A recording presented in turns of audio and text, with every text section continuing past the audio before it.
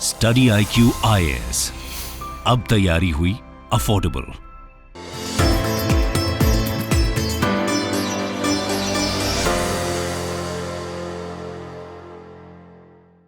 Hi everyone, this is Veronica. आज का topic हमारा मंकी पॉक्स पे है। ऑलरेडी इस तरह के टॉपिक्स आपने स्टडी IQ में डिटेल में पहले भी देखे होंगे, लेकिन अब रीसेंट करंट अफेयर ये है कि WHO ने इसको एक ग्लोबल इमरजेंसी डिक्लेयर कर दिया है। तो क्या इससे हमको डरने की ज़रूरत है? क्या ये एक पैंडेमिक में कन्वर्ट हो सकता है? इसको एनालाइज करने की हम आज कोशिश करेंगे। आपकी कोई भी क्वेरी हुआ आप मुझसे कनेक्ट कर सकते हैं सोशल मीडिया पे, because I feel together we can make a huge difference and I feel Telegram is the best platform. बाकी आप कहीं पे भी कनेक्ट कर सकते हैं। Now see, World Health Organization ने क्या किया है। ओके, इससे पहले मैं आपको बता दूं कि हमारा लाइफ फाउंडेशन इवनिंग बैच जो है स्टडी IQ IAS का, वो शुरू हो चुका है। प्री प्लस मेंस, इससे पहले मॉर्निंग बैचेस चल रहे थे, फुल हो गए। अब इवनिंग बैच शुरू किया गया स्टूडेंट्स की रिक्वेस्ट पे। अगर आप भी खुद को एनरोल करवाना चाहते हैं इस अफोर्डेबल और क्वालिटी एजुकेशन के लिए, आप मेरा कोड यूज़ कर सकते हैं वीरो लाइव। इस पे आपको अच्छा डिस्काउंट जो है वो कोर्स में एनरोल होने के लिए मिलेगा, और बहुत सारे बेनिफिट भी हैं इस कोर्स के। आपको मेंटोरशिप, नोट्स, इस तरह के सेशंस, लाइव सेशंस, सब कुछ इस कोर्स में मिलेगा। लाइव फाउंडेशन बैच जो हमारा चल रहा है, डेली क्लास आपकी 6 PM पे होगी 1 अगस्त से। तो आप अपने आप को एनरोल कर सकते हैं using this code. Okay, now coming back to the topic, WHO ने सैटरडे लास्ट ही क्या किया है, हाईएस्ट लेवल ऑफ अलार्म जो है मंकी पॉक्स के लिए वो दे दिया। इसको हम बोलते हैं PHEIC। अगर आप सोचें कि ये डिक्लेयर किया, ये आपने बहुत जगह न्यूज़पेपर्स में देखा होगा। सो इसका फुल फॉर्म है public health emergency of international concern. तभी हमने कहा एक global health emergency monkey pox को डिक्लेयर किया। अब देखिए, सेम डिक्लेरेशन आपने कोविड-19 के केस में भी देखी होगी जनवरी 2020 में। थ्रेट लेवल इसका ऑल्दो कोविड जितना नहीं है, मॉडरेट है, लेकिन यूरोप के लिए जो थ्रेट है उसको असेसमेंट जितनी की गई है, यूरोप के लिए कहा गया है कि हाई रिस्क पे है। अब यहाँ पे हम क्या एनालाइज करना चाहते हैं कि अगर पब्लिक हेल्थ इमरजेंसी इसको कहा, तो क्या एक खतरा है कि ये पैंडेमिक में कन्वर्ट हो सकता है?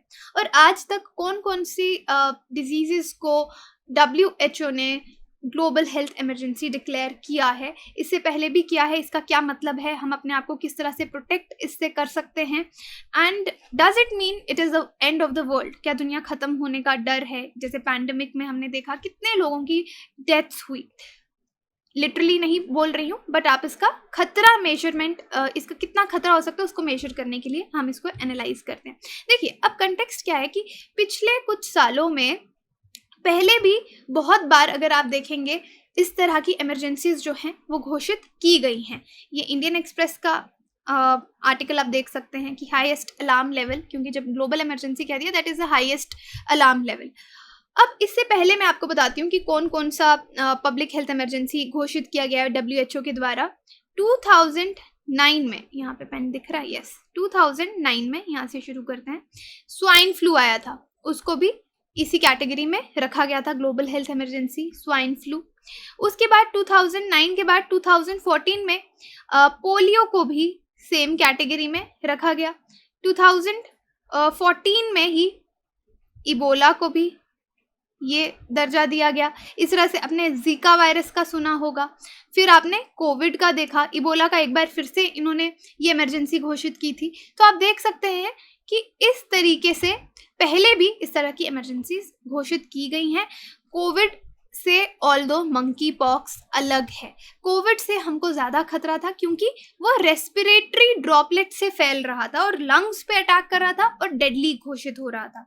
मंकी पॉक्स के केस में क्लोज कॉन्टैक्ट की ज़रूरत है, रेस्पिरेटरी ड्रॉपलेट से भी हो सकता है, बट दैट इज़ रेयर। इसलिए हम कह रहे हैं कि यहाँ पे खतरे का लेवल अगर हम कोविड से कंपेयर करें तो मॉडरेट है। तो इसलिए बहुत ज़्यादा इसको लेके डरने की ज़रूरत नहीं है। अब धीरे धीरे आप बहुत सारे यूट्यूब चैनल्स पे देखेंगे मंकी पॉक्स को लेकर एकदम फियर मॉन्जरिंग शुरू हो जाएगी, डर बिठाना। प्रिकॉशंस लेने हैं लेकिन डरना नहीं है। अब हम इसको एनालाइज करते हैं कि किस तरीके से ये ठीक हो सकता है। अभी देखिए, मोर देन 16,000 मंकी पॉक्स के केसेस 75 कंट्रीज से आए हैं। इससे पहले लास्ट मंथ ही 3,040 केसेस थे 47 कंट्रीज से, लेकिन एक महीने के बाद ही आप देखिए 47 से कंट्रीज भी 75 हो गए और आपका मंकी पॉक्स भी ज़्यादा जो है वो फैल गया।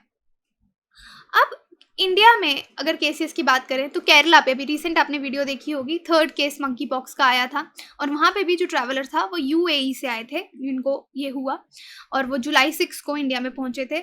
हेल्थ मिनिस्टर ने भी कहा कि मंकी पॉक्स का इन्फेक्शन कंफर्म किया गया है मलापुरम डिस्ट्रिक्ट में। ये आप इस तरह से न्यूज़ आपने देखा होगा और ऑल दो स्टडी IQ पे भी इसको कवर किया गया। अब कोविड-19 को जैसे मैंने आपको कहा public health emergency of international concern का दर्जा मिला था जब 7500 नोवल कोरोना वायरस के केसेस रिपोर्ट किए गए थे और उसके बाद आपने देखा कि किस तरीके से कोविड फैला और कितना हाहाकार उसने पूरे दुनिया में मचाया। तभी हम कभी भी इस तरह की ग्लोबल इमरजेंसी डिक्लेयर होती है तो हमको डर लगने लग जाता है, लेकिन मैंने आपको दोनों के बीच का डिफरेंस बताया कि क्यों मंकी पॉक्स के केस में खतरा आपका कम कहा जा रहा है। अब जिस तरह की गाइडलाइंस यहाँ पे हैं, डिफरेंट गाइडलाइंस WHO ने दी हैं, 3 कैटेगरीज में उनको ग्रुप किया है कि जहाँ पे अभी तक कोई भी केस रिपोर्ट नहीं हुआ या लास्ट केस 21 डेज में आया और इम्पोर्टेड केसेस बाहर से लोग जो लेके आ रहे हैं, ह्यूमन टू ह्यूमन ट्रांसमिशन किन केसेस में हो रहा है और फाइनली वो कंट्री जहाँ पे केसेस रिपोर्ट हो रहे हैं और वहाँ पे पहले की भी हिस्ट्री है इस वायरस की, तो उनको अलग अलग गाइडलाइंस जो दी हैं वो फॉलो करने के लिए दी गई हैं। अब यहाँ पे WHO ने इनफैक्ट बीच में एक ये लाइन भी बोली गई है कि जहाँ पे सेम जेंडर के बीच में सेक्सुअल इंटरकोर्स हो रहा है उनको भी ज़्यादा अलार्म रहने की ज़रूरत है, गाइडलाइंस फॉलो करनी चाहिए क्योंकि 528 कंफर्म्ड केसेस को रिव्यू किया गया जहां पे 95% ऐसा कहा जा रहा है ट्रांसमिशन हुई है सेम जेंडर सेक्स की वजह से। तो वहाँ पे उन कंट्रीज़ में जहाँ पे ये अलाउड है उनको स्पेशल अलर्ट पे रहने के लिए कहा गया है। अब मेजॉरिटी जो रिपोर्टेड केसेस है मंकी पॉक्स के करंटली आप देखेंगे वो मेल्स में आ रहे हैं और बहुत सारे केसेस जो मेल्स के हैं उन्होंने खुद को आइडेंटिफाई किया है एज गे, बायसेक्सुअल या other man who have sex with man. तो ये चीज़ आप देख सकते हैं, इसलिए WHO की अगर आप साइट पे भी देखेंगे तो इस चीज़ को स्पेशल मेंशन किया गया है स्पीच के दौरान जब ग्लोबल हेल्थ इमरजेंसी उन्होंने डिक्लेयर की है। लास्ट ईयर जुलाई में भी पहली बार 2 डिकेड्स के बाद rare case of human monkeypox जो है वो टेक्सास US में देखा गया था और ये जो व्यक्ति हैं वो नाइजीरिया से ही लौट के आए थे। अब देखिए ये जो जूनोटिक डिजीजेस हैं ये किस तरह से ट्रांसमिट होती हैं। एक तो वेक्टर बॉर्न डिजीजेस रहती हैं और एनिमल्स से ह्यूमंस को ट्रांसमिट होती हैं। इस तरह का जो डिजीज है उसको हम जूनोटिक डिजीज कहते हैं। अब मंकी पॉक्स की बात करें तो this is also a zoonotic disease जो कि ट्रांसमिट हुआ है ह्यूमंस को फ्रॉम एनिमल्स और मोस्टली केसेस आपके अफ्रीका जो है उस एरिया से, इस रीजन से शुरू होते हैं। WHO बोलता है कि मंकी पॉक्स वायरस जो है ये ह्यूमन स्मॉल पॉक्स से मिलता जुलता है, इसलिए वैक्सीनेशन, तभी मैं आपको बता रही हूँ कि इसका खतरा हम मॉडरेट इसलिए भी बोल रहे हैं क्योंकि वैक्सीनेशन भी अवेलेबल है। स्मॉल पॉक्स की वैक्सीनेशन को इसके खिलाफ 85% यूजफुल माना जा रहा है। ऑल्दो स्पेसिफिक वैक्सीन भी है लेकिन स्मॉल पॉक्स वाला वैक्सीन भी इसके मंकी पॉक्स के खिलाफ 85% उसको माना जा रहा है कि वो यूजफुल हो सकता है। अब ये जो आउटब्रेक्स हैं इन्फेक्शन का, फर्स्ट ये मंकी पॉक्स का डिस्कवर किया गया था 1958 में। 2 आउटब्रेक हुए थे, पॉक्स लाइक डिजीज थी in colonies of monkeys kept for research, उन कॉलोनीज में जहाँ पे मंकीज को रिसर्च के लिए रखा गया था। फर्स्ट ह्यूमन केस जो है वो 1970 में आया डेमोक्रेटिक रिपब्लिक ऑफ कॉन्गो में और यहाँ पे तब बहुत ज़्यादा जोर लगाया गया था स्मॉल पॉक्स को हटाने के लिए, कि एलिमिनेट करने के लिए, कि स्मॉल पॉक्स को हमको एलिमिनेट करना है। अब WHO के अकॉर्डिंग 15 कंट्रीज हैं 4 कॉन्टिनेंट्स में जिन्होंने, जहाँ पे कंफर्म्ड केसेस मंकी पॉक्स के आए हैं इन ह्यूमंस। और जो इम्पोर्टेड केसेस हैं कि बाहर के देशों से ट्रांसमिशन होकर आया है वो है आपका south Sudan, Benin, Africa, United states, UK, Israel, Singapore और इनफैक्ट इंडिया में भी कहा जा रहा है कि जो आए थे वो UAE से आए थे। सो इम्पोर्टेड केसेस हो सकते हैं। सिम्टम्स के केस में पहले तो ये फ्लू लाइक सिम्टम्स आएंगे, हेडेक होगा, पर धीरे धीरे जैसे लेजन्स होते हैं स्मॉल पॉक्स में, छोटे छोटे आपको दाने आपके शरीर पे नजर आते हैं, तो ये लेजन्स होना शुरू हो जाएंगे, फिर वो स्वेल होके पस लाइक लेजन्स बन जाएंगे। तो तब इसका ज़्यादा खतरा बढ़ जाता है कि अगर क्लोज स्किन कांटेक्ट होता है उस इंसान के साथ तो उसको भी ये ट्रांसमिट हो जाएगा मंकी पॉक्स। अब इसका इंक्यूबेशन टाइम है, जब इन्फेक्शन होगा तो 7 to 14 डेज है और 5 to 21 डेज तक जा सकता है। स्किन इरप्शन स्टेज जो है वो 2 to 4 वीक्स तक रह सकती है, तो आप देख सकते हैं। और अगर इसमें मॉर्टेलिटी रेट देखें, प्रोपोर्शन ऑफ पेशेंट्स जो इससे मर जाते हैं वो 0 to 11% है। डॉक्यूमेंटेड केसेस के केस में अगर आप देखेंगे वो 0 to 11% है कि mortality rate, and has been higher among young children. लेकिन बच्चों को अगर मंकी पॉक्स हो रहा है तो मॉर्टेलिटी रेट इस केस में ज़्यादा देखा गया है। तो स्मॉल पॉक्स से थोड़ी सिमिलैरिटीज़ इसकी हैं, यहाँ पे ड्रॉ की गई हैं। स्मॉल पॉक्स है इस तरफ और इस तरफ आपका मंकी पॉक्स है। मॉर्टेलिटी रेट 30% है स्मॉल पॉक्स के केस में, और मंकी पॉक्स के केस में 1 to 4% है। ज़्यादा कंटाजियस है स्मॉल पॉक्स, लेकिन मंकी पॉक्स लेस कंटाजियस है। स्मॉल पॉक्स ज़्यादा खतरनाक है, ज़्यादा सीवियर हो जाता है। और यहाँ पे आपको एनलार्ज्ड मंकी पॉक्स के केस में लिम्फ नोड्स, आपके ग्लैंड्स जो हैं वो एनलार्ज हो जाएंगे। और जूनोटिक वायरस है, लेकिन smallpox is a human virus. तो ये इनके बीच में मेन डिफरेंसेस हैं, बट स्टिल स्मॉल पॉक्स का वायरस जो है it works against monkeypox also. Transmission animal to people आया है, बाकी इन्फेक्टेड इंसान के लेजन्स बॉडी फ्लूइड से ये ट्रांसमिट हो सकता है। ऑल दो बेडिंग्स और लिनन्स जो हैं, जिस बेड पे कोई इन्फेक्टेड इंसान सोया है वहाँ से भी ट्रांसमिट हो सकता है। सो मंकी पॉक्स ट्रांसमिशन साइकिल आप सेंट्रल अफ्रीका में देख सकते हैं कि कहीं रॉडेंट से, मंकीज से आया होगा। बुश मीट हंटिंग जब होती है वहाँ से ह्यूमंस में आया, एंड देन ये बाकी ह्यूमंस में फैलता है। सेकेंडरी ट्रांसमिशन इस तरीके से होती है।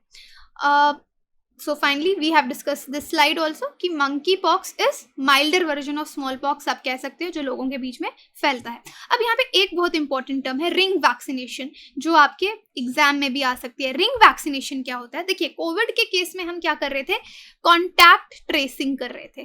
कॉन्टैक्ट ट्रेसिंग करके सबको वैक्सीनेट कर रहे थे और धीरे धीरे हमने सब पॉपुलेशन को वैक्सीनेशन शुरू कर दिया। लेकिन अब यहाँ पे क्योंकि कोविड जल्दी फैलता है, क्योंकि रेस्पिरेटरी ड्रॉपलेट से उसके फैलने के ज़्यादा चांसेस हैं, लेकिन यहाँ पे आपको क्लोज स्किन कॉन्टैक्ट चाहिए या बेडिंग्स या लिनन्स चाहिए इन अदर केसेस। अब रिंग वैक्सीनेशन के केस में क्या होता है कि सपोज किसी को ये इन्फेक्शन हुआ है, तो उसके कांटेक्ट में जो लोग आए हैं उनको इंटरव्यू करके, उनको देख के, वो लोग जिन कांटेक्ट में आए हैं, कितने दिन में आए हैं, एक पर्टिकुलर ग्रुप ऑफ लोगों को अगर आप वैक्सीनेशन दे देंगे जहाँ पे आपको पता है कंफर्म्ड केस मंकी पॉक्स का है, तो उसको हम रिंग वैक्सीनेशन बोलते हैं। तो सबको वैक्सीनेशन देने की ज़रूरत नहीं है, पर्टिकुलर ग्रुप ऑफ पीपल को अगर आप कॉन्टैक्ट ट्रेस करके वैक्सीनेशन देंगे, इस स्ट्रैटेजी को हम रिंग वैक्सीनेशन कहते हैं, राइट। तो इनिशियली हमको मास वैक्सीनेशन पे फोकस ना करते हुए रिंग वैक्सीनेशन स्ट्रैटेजी को अपनाना चाहिए। ये जो रिंग वैक्सीनेशन आपकी काफ़ी इफेक्टिव प्रूफ हो रखी है पहले भी स्मॉल पॉक्स और इबोला के आउटब्रेक्स के दौरान, और सेम चीज़ हम मंकी पॉक्स के साथ भी कर सकते हैं क्योंकि this is the best vaccine approach. तो यही चीज़ जैसे मैंने आपको समझाई, इस केस में सर्वेलेंस सिस्टम को तेज करने की ज़रूरत है। लोकेशंस जहाँ पे आपको लगता है किसी पर्टिकुलर लोकेशन में मंकी पॉक्स फैल रहा है, उसको आइडेंटिफाई कीजिए, ट्रांसमिशन कैसे हो रहा है, वहाँ पे जो फैमिली मेम्बर्स हैं, कॉन्टैक्ट्स हैं, विलेज कॉन्टैक्ट्स हैं या सिटी कॉन्टैक्ट्स हैं, उनको जल्द से जल्द वैक्सीनेशन दी जाए। इससे हम इस आउटब्रेक को कंट्रोल कर सकते हैं। अब हर एक आउटब्रेक की तरह पहले आपके केसेस इंक्रीज होंगे, फिर धीरे धीरे वो कम भी होंगे। तो इस टाइम ज़रूरत है कि हमको डरना नहीं है, गूगल एक्सपर्ट नहीं बनना है, या फिर जो लोग इस तरह के आउटब्रेक से अपने बिजनेस चलाते हैं उनको प्रमोट नहीं करना है। सो अगर आपसे पूछा जाए रिंग वैक्सीनेशन कैसे काम करती है, तो ये आप कह सकते हैं सर्विलियंस कंटेनमेंट स्ट्रैटेजी से किस तरीके से हम लोगों को यहाँ पे आइडेंटिफाई करके एक ग्रुप ऑफ लोगों को, यहाँ पे आप पिक्चर में देख सकते हैं केसेस हैं, उनके जो कॉन्टैक्ट्स हैं, कॉन्टैक्ट्स ऑफ कॉन्टैक्ट्स, एक रिंग जो ये बन रही है, उनको हमें वैक्सीनेट करना है रादर देन मास वैक्सीनेशन। देखिए, वैक्सीन की बात करें तो पहले का स्मॉल पॉक्स के लिए जो वैक्सीन है जैसे इम्वानेक्स है, इसको बावेरियन नॉर्डिक ने डेवलप किया है। इसको स्मॉल पॉक्स के खिलाफ यूज़ किया जाता है, लेकिन इसको मंकी पॉक्स के लिए भी क्लियरेंस जो है अमेरिकन रेगुलेटर्स ने दी है। अब ये जो वैक्सीन है इसमें weekend form of vaccinia virus है, जो कि मॉडिफाइड वैक्सीनिया वायरस है अंकारा का, उसको यूज़ किया गया है ये वैक्सीन बनाने के लिए। और डेफिनेटली वैक्सीन की नीड है अगर, लेकिन वैक्सीन में ये है कि लोग विलिंग होने चाहिए लेने के लिए।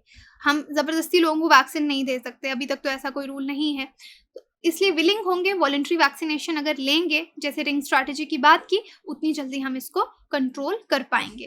काफ़ी सारे देशों में, ब्रिटेन में भी, जर्मनी में, यूएस में उन्होंने वैक्सीन हेल्थ वर्कर्स को दी है जो लोगों को ट्रीट कर रहे हैं, या बाकी ग्रुप्स को भी जो कि हाई रिस्क में हैं कि उनको मंकी पॉक्स हो सकता है। तो देखिए vaccination programme to be stepped up in London, क्योंकि यूके में असेसमेंट यही की गई है, सबसे ज़्यादा खतरा माना जा रहा है। अब क्वेश्चन है आपके लिए, which of the following diseases is caused by various pathogenic microorganism? Deficiency diseases, hereditary diseases, infectious diseases, degenerative diseases. आप मुझे कमेंट सेक्शन में बता सकते हैं। बाकी जो डिस्कशन था हमारा मंकी पॉक्स को लेकर, हमने मंकी पॉक्स पे पहले भी बहुत वीडियोस बनाई है, बट मेन यही है कि अगर एक ग्लोबल हेल्थ इमरजेंसी है, कितनी खतरनाक है, तो मॉडरेटली अभी आप कह सकते हैं इसको, और पैंडेमिक में ये कन्वर्ट होगी उसके चांसेस कम हैं, बट हमको प्रिकॉशनरी में जो भी स्टेप्स हैं वो लेने हैं। और यहाँ पे रिंग वैक्सीनेशन इंपॉर्टेंट टर्म है आपके लिए। और आज तक कौन कौन सी public health emergency of international concern घोषित की हैं WHO ने, that is important to you. Thank you so much. Hello everyone, I am Nitish. I am student of Study IQ Life Foundation Batch 1. I want to share my experience about class content, faculty and my mentor Munib Bhatt sir. Class content is very good. The way Shashank Tyagi sir teach is very awesome and every single doubt is resolved at the end of class. I especially thank to Miss Munib Bhatt sir who resolved. Study IQ IAS, अब तैयारी हुई affordable.